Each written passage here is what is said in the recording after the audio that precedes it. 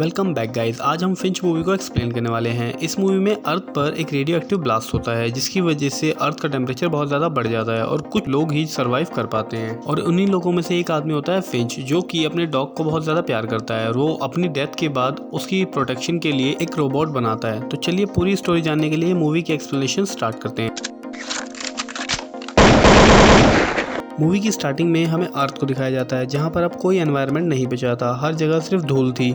और उसी में हमें टॉम हैंक्स को यानी फिंच को दिखाया जाता है जिसने एक सूट पहना हुआ था ताकि वो अर्थ के हाई टेम्परेचर से बच सके और साथ ही उस रेडिएशन से बच सके। अब फिंच एक जगह पर जाता है ताकि वो अपने लिए खाने का कुछ सामान ढूंढ सके जहाँ कुछ इंसानों की लाशें दिखाई देती हैं जो कि रेडिएशन से मर चुके हैं। अब फिंच उस जगह से बाहर निकलता है और उसके गेट पर वो एक निशान बनाता है। अब वो वापस अपनी गाड़ी की तरफ जाने लगता है और उसके साथ उसका एक रोबोट होता है जिससे वो सामान को कैरी करने के लिए अपने साथ रखता है। अब फिंच के पास एक मैप होता है जिस पर उसने अलग अलग जगहों पर वैसा ही निशान बनाया था जैसा उसने उस बिल्डिंग पर बनाया है और ये वो जगह थी जो कि फिंच के अकॉर्डिंग सभी सेफ थी। अब फिंच अपनी गाड़ी को लेकर आगे की तरफ बढ़ता है और हमें अर्थ को दिखाया जाता है जो कि पूरी तरह से रेत से ढक चुका था। अब फिंच आगे बढ़ना शुरू करता है, तभी उसकी नजर सामने आ रहे तूफान की तरफ जाती है। जब से अर्थ का एनवायरनमेंट खराब हुआ है तब से ऐसे तूफान यहाँ पर आते रहते हैं। अब वो वापस से अपने सेफ हाउस पर पहुंचता है जो कि उसने अपने रहने के लिए बनाया हुआ है। अब वो अपना सूट उतारता है और बेसमेंट की तरफ जाने लगता है, जहाँ पर जाने के बाद हम देखते हैं कि उसने एक रूम में एक डॉग को रखा हुआ है जो कि फिंच को देखकर बहुत ज्यादा खुश हो जाता है। दरअसल फिंच पर भी रेडिएशन का असर होने लगा है और उसे पता है कि अब वो जल्दी ही मरने वाला है,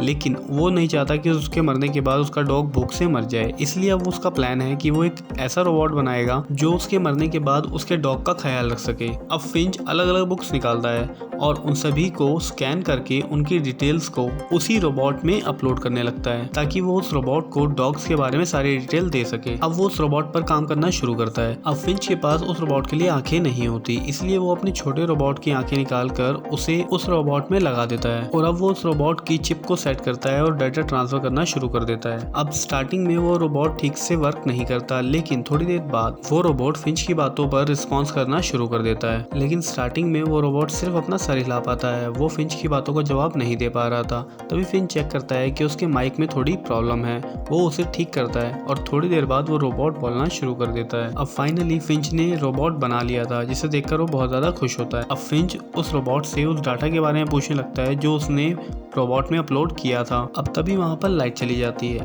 अब फिंच जनरेटर्स को चेक करने के लिए वहाँ से बाहर आता है। अब फिंच उस जनरेटर को ठीक कर देता है जिससे वापस से वहाँ पर लाइट आ जाती है। लेकिन तभी फिंच की नजर सामने पड़ती है जहां वो देखता है कि एक रेत का बहुत बड़ा तूफान उसकी तरफ बढ़ रहा है। अब फिंच समझ जाता है कि उसके पास ज्यादा टाइम नहीं है क्योंकि वो तूफान बहुत बड़ा था जो कि उसके सेफ हाउस को भी तोड़ सकता था। अब वो उस रोबोट की बाकी बॉडी पर काम करना शुरू करता है और उसके सर को उसकी बॉडी के साथ अटैच कर देता है। अब इस रोबोट ने भी फर्स्ट टाइम अपनी बाकी बॉडी को फील किया था, इसलिए वो बॉडी के साथ बैलेंस नहीं बना पा रहा था। तब फिंच उसे धीरे से चलना सिखाता है ताकि वो अपनी बॉडी को ठीक से यूज कर पाए। और दूसरी तरफ फिंच अपना सामान पैक करने लगता है ताकि वो यहाँ से निकल कर सैन फ्रांसिस्को के गोल्डन ब्रिज पर जा सके। वो मरने से पहले एक बार उस ब्रिज को देखना चाहता था। अब वो अपने दोनों रोबोट्स और डॉग के साथ एक कैरावैन में जाकर बैठ जाता है और वो इसी कैरावैन से अब सैन फ्रांसिस्को जाने वाला था। अब वो लोग फाइनली अपनी जर्नी स्टार्ट करते हैं और वो लोग अपना सेफ हाउस छोड़कर वहां से निकल जाते हैं। अब रास्ते में फिंच उस रोबोट को बताता है कि अर्थ का एनवायरनमेंट अब इंसानों के लिए सेफ नहीं है। अर्थ पर रेडिएशन फैल चुकी है जो इंसानों के लिए खतरनाक है और जल्दी ही फिंच भी मरने वाला है। और वो लोग गोल्डन ब्रिज पर जा रहे हैं क्योंकि फिंच मरने से पहले उसे देखना चाहता है। अब फिंच उस रोबोट को लेकर एक जगह पर पहुंचता है जहां वो उसे वहां की चीजों के बारे में बताने लगता है कि जब भी तुम्हें कोई सेफ जगह दिखे और वहां से अगर तुम्हें कुछ खाने का सामान मिल सकता है तो तुम्हें वो डॉग के लिए लेकर आना होगा। और फिंच की बातें सुनते हुए वो रोबोट बिल्कुल फिंच की तरह ही बर्ताव कर रहा था क्योंकि वो एक एआई रोबोट था जो कि अपने आसपास होने वाली चीजों को देखकर नई चीजें सीखता था। तभी फिंच सामने देखता है जहाँ पर उसे दिखता है कि एक रेत का तूफान बहुत तेजी से उनकी तरफ बढ़ रहा है। अब वो गाड़ी लेकर उस तूफान से दूर जाने की कोशिश करता है, लेकिन थोड़ी दूर जाने के बाद उसे पता चलता है कि तूफान की रफ्तार बहुत ज्यादा है, वो उन तक पहुंच जाएगा। इसलिए वो गाड़ी को एक जगह खड़ी कर उसे मजबूत स्टील की तारों से बांध देता है। अब वो लोग गाड़ी के अंदर आ जाते हैं, तभी वो तूफान भी उनकी गाड़ी तक पहुंच जाता है और उनकी गाड़ी भी हवा में उठने लगती है और उनकी 3 स्टील की तारें टूट जाती हैं। सिर्फ एक तार की मदद से उनकी गाड़ी जमीन से जुड़ी रहती है और फाइनली तूफान के वहां से जाने के बाद उनकी गाड़ी वापस से जमीन पर आ जाती है। अब तभी फिंच बाहर आकर देखता है जहाँ उसकी गाड़ी का एक टायर खराब हो चुका था, लेकिन वो उसे चेंज नहीं कर पाता क्योंकि उसके पास जैक नहीं था और वो ये बात रोबोट को बताता है।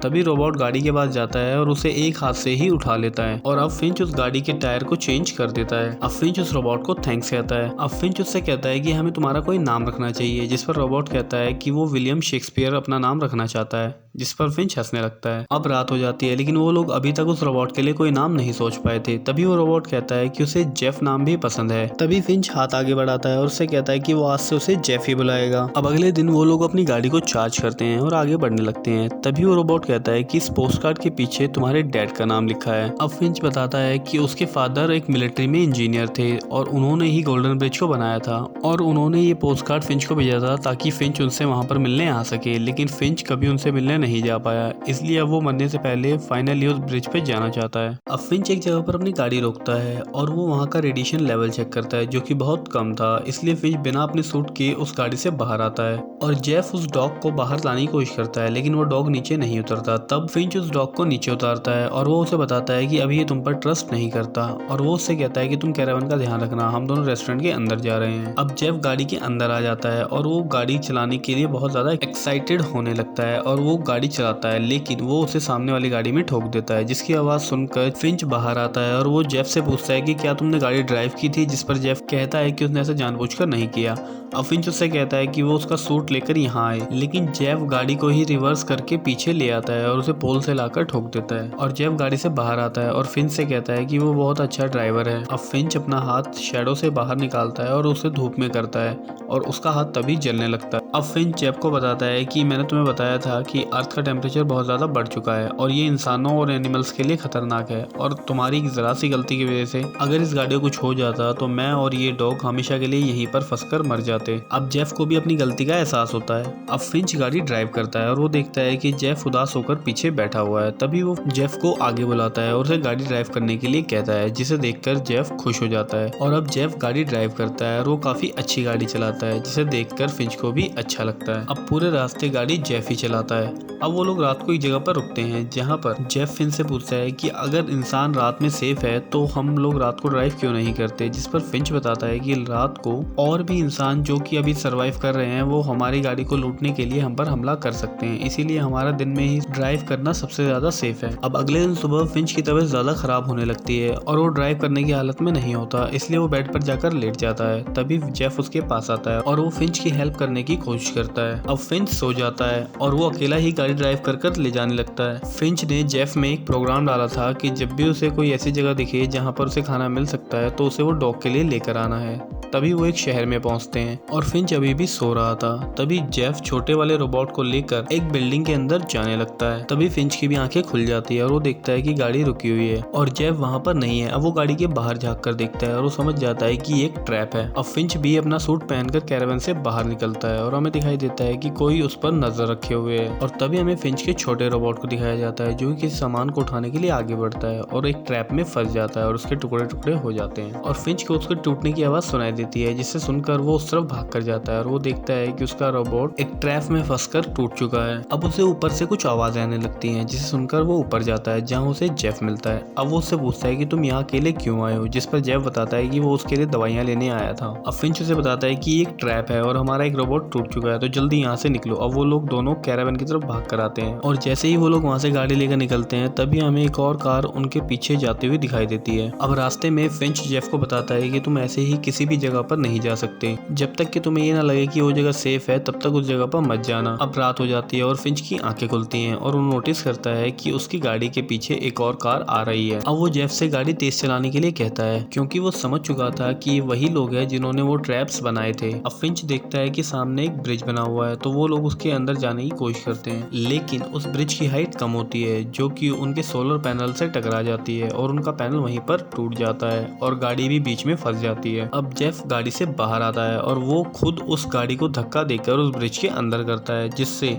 उन गाड़ी को पता ना चल सके कि वो लोग ब्रिज के नीचे छुपे हुए हैं और फाइनली उन लोगों को नहीं पता चलता कि वो लोग ब्रिज के नीचे हैं और वो वहां से चले जाते हैं। अब फिंच जेफ से कहता है कि उसकी वजह से आज वो लोग जिंदा हैं। अब फिंच जेफ को बताता है कि वो एक सुपरमार्केट में था जहाँ पर उसे एक छोटी लड़की दिखी और तभी उसके पास एक गाड़ी आकर रुकती है। उस गाड़ी में से कुछ लोग बाहर आते हैं जो कि उस बच्ची से उसका सामान छीनने की कोशिश करते हैं। उसकी माँ और वो बच्ची वो सारा सामान दे भी देते हैं, लेकिन फिर भी वो लोग उन्हें शूट कर चले जाते हैं और उस छोटी लड़की के बैग से ही फिंच को उस दिन वो डॉग मिला था जो कि आज भी उसके साथ है। अब अगले दिन का सीन दिखाया जाता है जहाँ पर जेफ गाड़ी ड्राइव कर रहा था और अचानक से उसकी गाड़ी से एक बटरफ्लाई आकर टकरा जाती है और वो एकदम से गाड़ी रोक देता है और तभी फिंच भी उड़ जाता है। अब जेफ उसे आगे बुलाता है और उसे बटरफ्लाई को दिखाता है। अब फिंच कैरावन से बाहर आकर देखता है जहाँ उसे पता चलता है कि यहाँ पर रेडिएशन है ही नहीं और ना ही अर्थ का टेम्परेचर बढ़ा हुआ है, यानी कि अर्थ पर अभी भी ऐसी जगह बची है जहाँ पर इंसान रह सकते हैं। अब वो लोग आगे बढ़ते हैं जहाँ पर उन्हें अर्थ का नेचुरल एनवायरनमेंट दिखाई देता है। अब हम फिंच को देखते हैं जो कि सूट पहनकर रेडी हो जाता है। अब वो लोग वहीं पर बाहर बैठ जाते हैं जहाँ पर जेफ फिंच से पूछता है कि हम लोग यहाँ क्यों रुके हैं, हम ब्रिज की तरफ क्यों नहीं जा रहे, जिस पर फिंच बताता है कि वो जल्दी ही मरने वाला है और वो नहीं चाहता कि वो गाड़ी में मरे। तभी जेफ कहता है कि उसे हार मानने की जरूरत नहीं है, वो लोग ब्रिज तक जरूर पहुंचेंगे। लेकिन फिंच उसे बताता है कि उसके पास समय नहीं है। अब वो उसे उस डॉग के साथ खेलने के लिए कहता है और उन दोनों को खेलता देखकर फिंच को भी बहुत खुशी होती है। अब तभी फिंच के मुंह से खून आने लगता है। अब वो वहां से उठकर गाड़ी में जाने लगता है, लेकिन जाने से पहले वो जेफ से हाथ मिलाता है और उससे कहता है कि उसने उसका बहुत अच्छा ख्याल रखा। अब वो उसे गले लगाता है और उसे फाइनल गुड बाय बोलता है। अब वो उस कैरावन के अंदर चला जाता है और बेड पर जाकर लेट जाता है और वो डॉग भी उसके पास चला जाता है और जेफ वहीं बाहर खड़ा रहता है और थोड़ी देर बाद उससे उस डॉग के रोने की आवाज आती है और वो समझ जाता है कि फिंच मर चुका है। अब जेफ फिंच की बॉडी को कपड़े से लपेट देता है और पूरी रिस्पेक्ट से उसकी बॉडी को जला देता है। अब अगले दिन वो कैरावन के बाहर बैठा था, तभी वो डॉग उसके पास आता है